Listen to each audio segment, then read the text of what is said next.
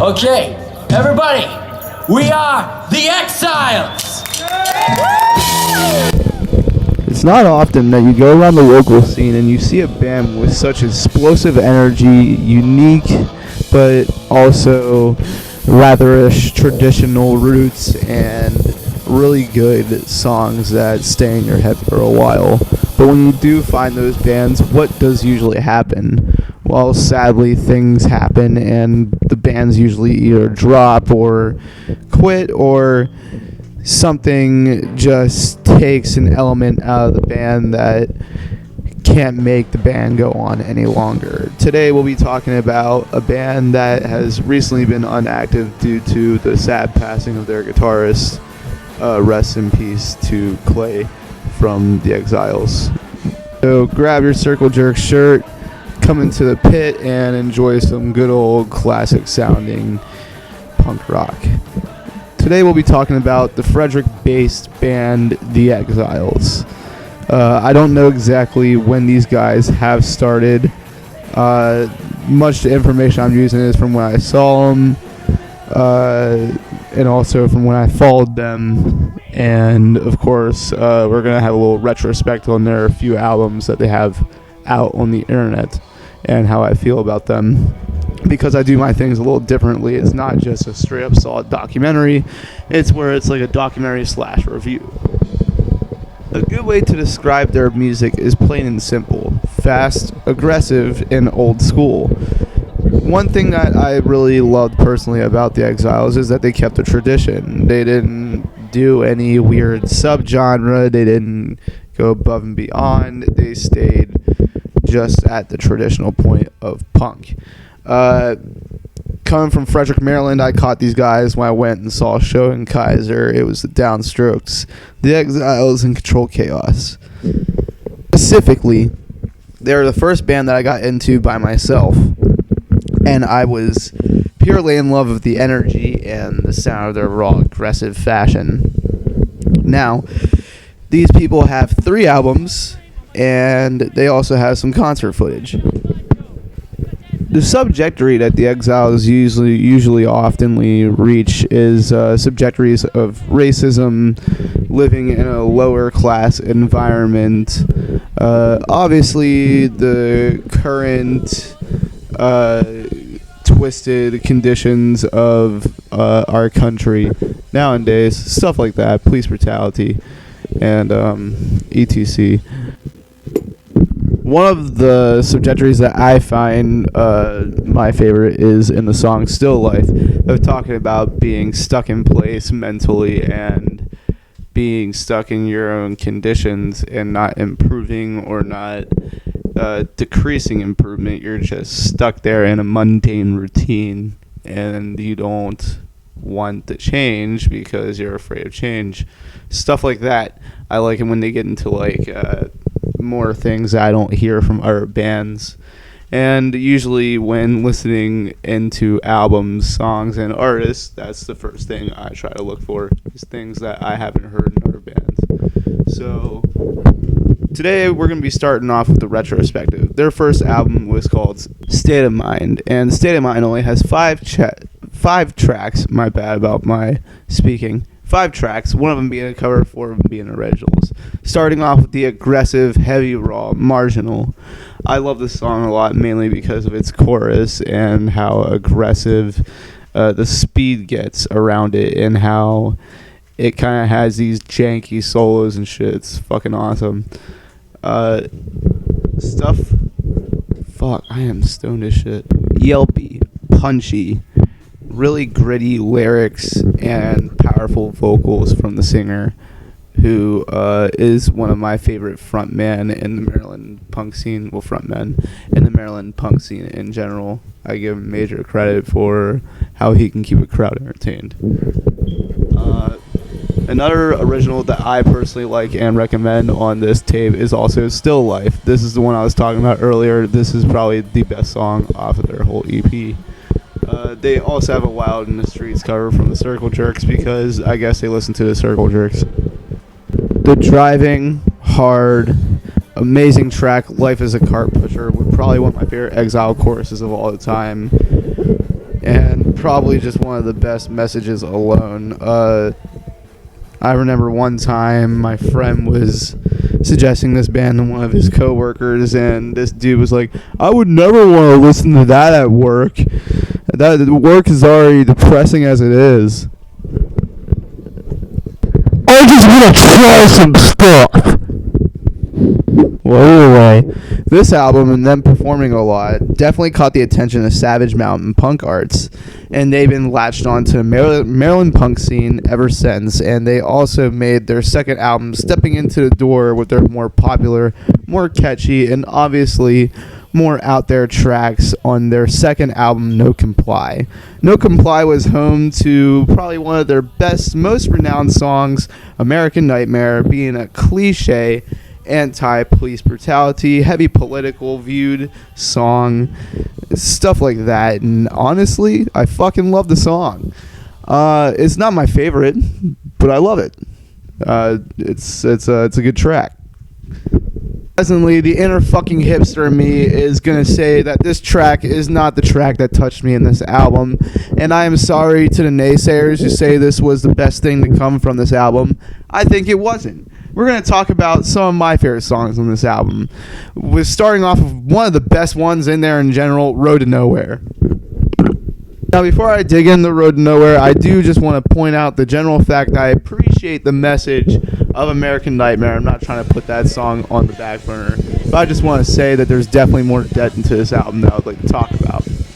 All right, so Road to Nowhere is one of the tracks off of this album that's more on the later side of the EP, and the subjectory to it is fucking amazing.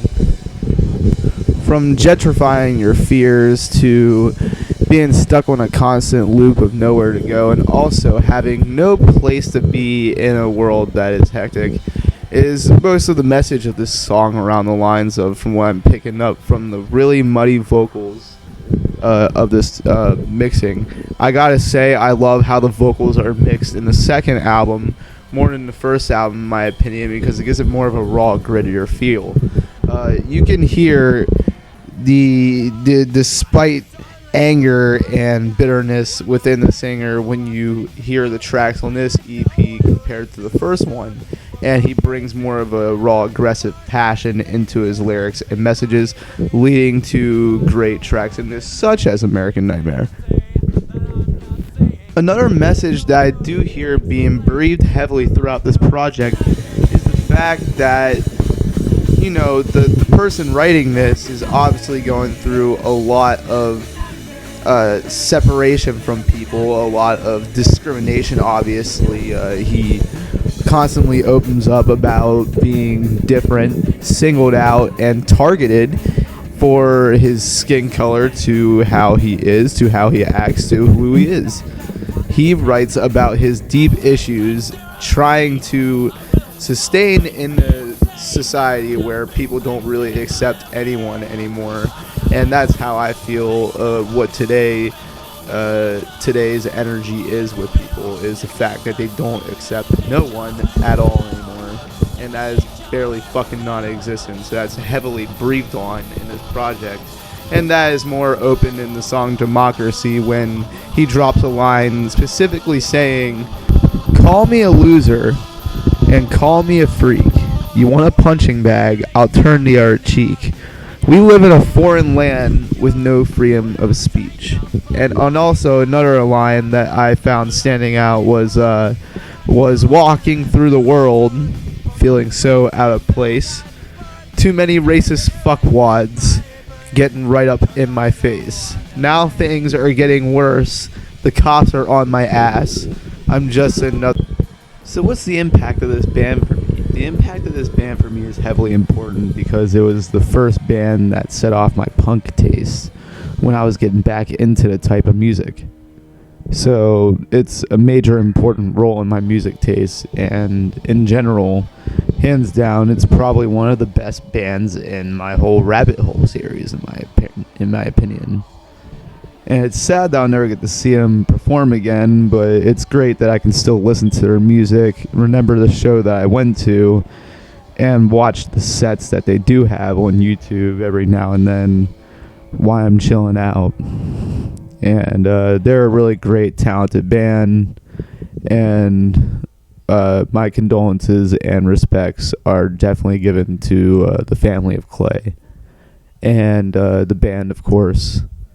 My condolences for your loss. He was a really good guitarist. So this band in general is one of my favorites in this whole list. Next episode, we're gonna be getting into another one that I've been wanting to do for a while. So stay tuned, and that'll be up soon. And hope you all enjoyed this little miniature interview, not interview, review / dossier, I guess. More to come. And like if you like it, hate it if you hate it, and stay tuned for more.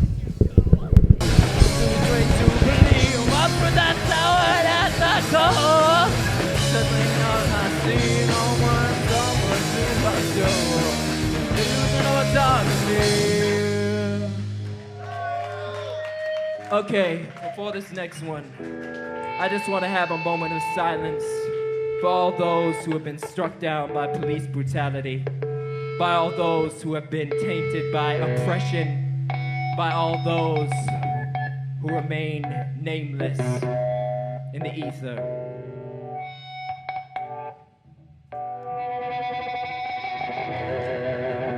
This one's called Language of the Unheard.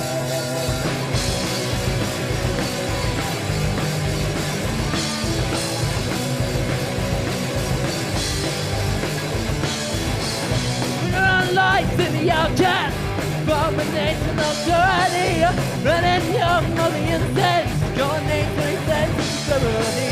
Red, red, and blues of the blockade, the lies inside the heart, and a toxic vindication, they're the muzzles from the dark.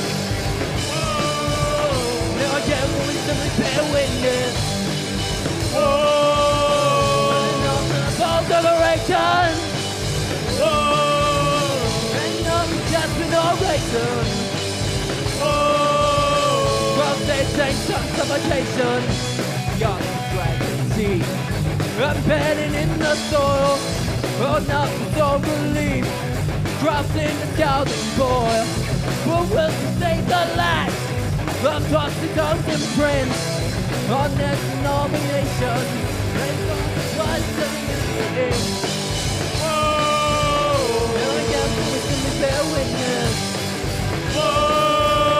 And of the soul liberation. That's innovation. Based on provocation.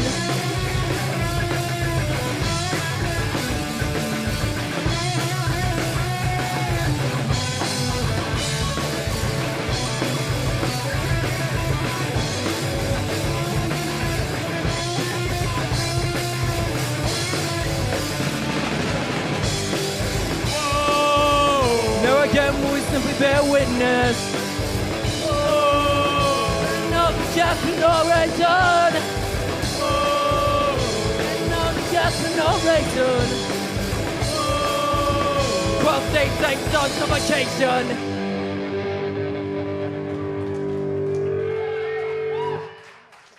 We're the Exiles from Fredrick, Maryland. We got t-shirts, CDs up in, I guess, what you call the dining area up there.